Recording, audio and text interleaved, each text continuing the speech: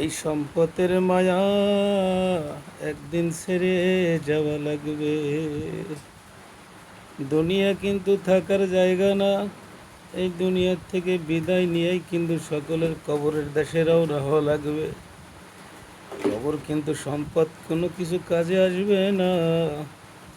কাজে আসবে ঈমান আর আমল।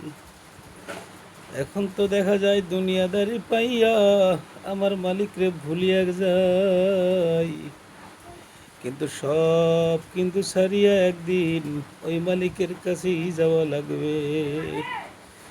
উপায় নাই রে, উপায় নাই রে, উপায় নাই। আমার মাওলা বিনে আর তো কোনো উপায় নাই।